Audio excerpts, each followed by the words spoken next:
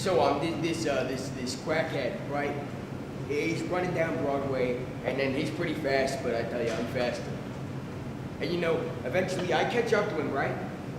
Because he trips, because he had an asthma attack or something like that. I lock those handcuffs on him, and there it is. The first catch of all time. My time. You know, being an NYPD officer for such a long time, 20 years about, people always ask me if I have any great stories, right? Well, man, I'm a cop. Of course, I've got some great stories to tell. Yeah, New York City cop. I got a lot of stories.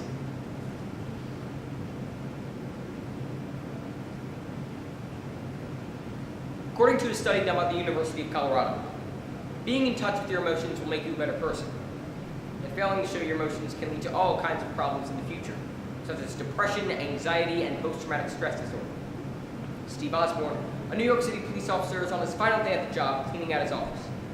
Having been taught his entire career that emotions are to be separate from your work, he soon realizes what it really means to be in touch with your feelings and dares to cross that fine line between doing the job and being a human. Takedown Day by Steve Osbourne.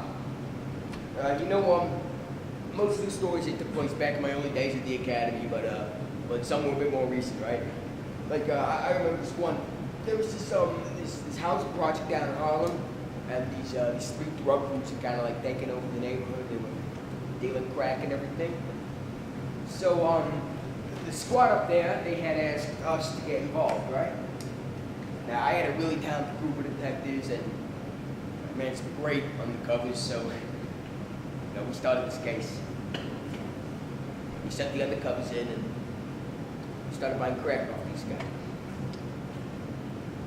You start small, you know, a couple grams at a time, but eventually you build your way up to more and more and more, and by the end of it, man, we were buying guns off these guys.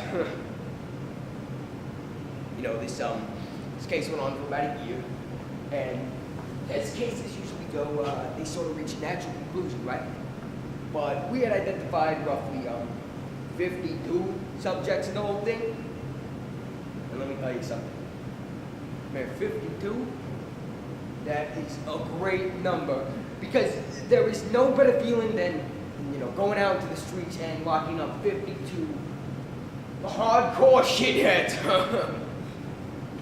You know, because you take them off the street and, I don't know, it just makes a big impact on the neighborhood around you, right? Anyway, so this case went on for about a year, and as cases usually go, they sort of reach a natural conclusion, right? You know, you go about as far as you can go, but then you gotta take it down. And you know, what taking it down meant was we were gonna go out that day, and we were gonna do 17 search warrants all at the same time. I know that you see cops on TV doing their search warrants, a couple screeching up to your house, got the sirens blaring. They kick down that door, and man, next thing you know, they got their guns drawn and they're yelling, "Police, don't move! Get down! Get down!"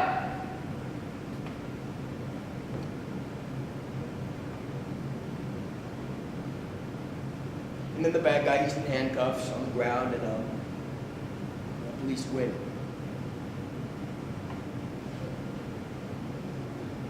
You know, it looks like fun, right? Yeah, it really is. I mean, I love this stuff. I could do it all day. It's more exciting to me than like a roller coaster or something. Anyway, so I was supposed to pick this Tuesday for Takedown Day, right? And I woke up that morning and I was tired. There'd been a lot of late nights at the office. We were betting these guys down. We wanted to know exactly where they were going to be and when they were going to be there. So I woke up, got dressed, got showered. No time for TV, no time for coffee, no time for anything really. All I knew was that I had to get my guys, get downtown and start off Takedown day. So my office is in Harlem, and every day I have to take the George Washington Bridge to get there. But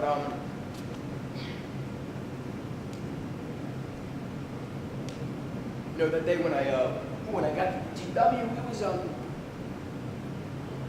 it was closed. I mean, they closed down the George Washington Bridge. I'd never really seen anything like this before.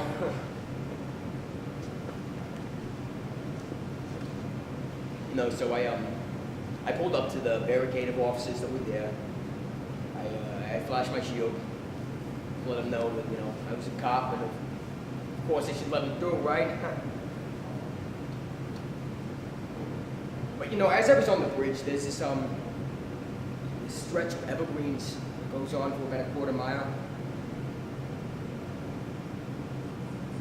And for some reason I just, I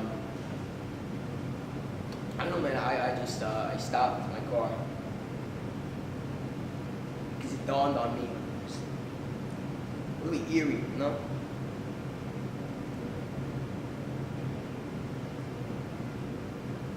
I was the only guy on the George Washington Bridge that day. So I got out of my car. I started walking that quarter mile of trees.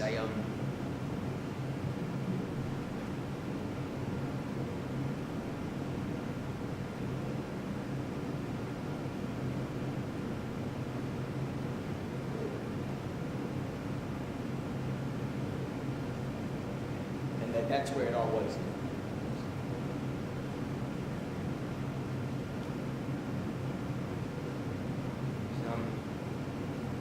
There was smoke, dust.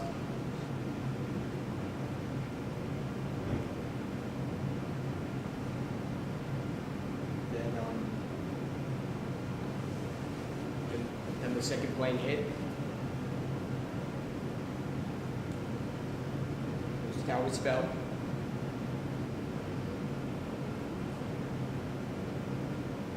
Those big, beautiful buildings, man, they just fell to the ground.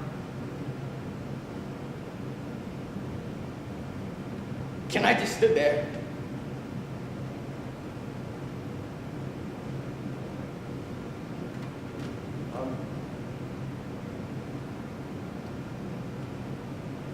Eventually my police instincts or whatever kicked in, and I just started booking it downtown, right? And as I'm driving, you might be thinking, Steve, what do you feel there? Well, you don't feel nothing. No, because we learned very early on how to shut it down, how to turn off our emotions. Now, everyone, they think that we build a wall between ourselves and the public, but that's not true. No, what we really do is we build a wall between ourselves and our feelings. And they say that's how you do your job, right?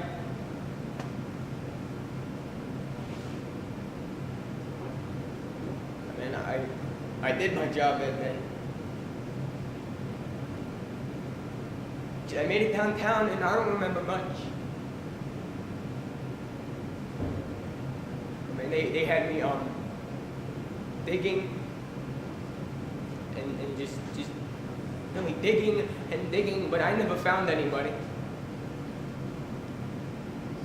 I was tired. I was covered in dust, head to toe. The entire day, I didn't allow myself to feel anything, right? Nothing at all. Because I was told that's not my place. I was told that's not the person I'm supposed to be. But man, I saw things that would make a grown man freaking cry, right? I saw bodies and blood.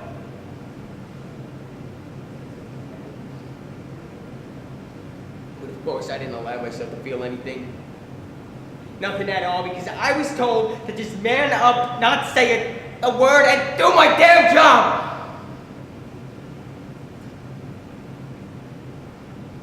Oh man, I did my job! But it still haunts me at night, the things I saw, the people I met, the blood on the street. But no, I don't think a word about it, because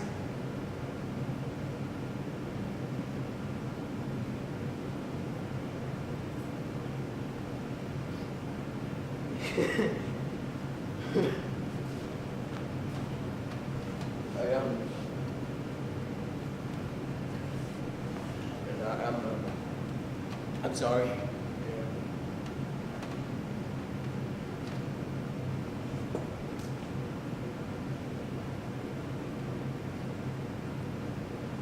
But you know I'm not sorry sometimes. Because being a cop, it was great.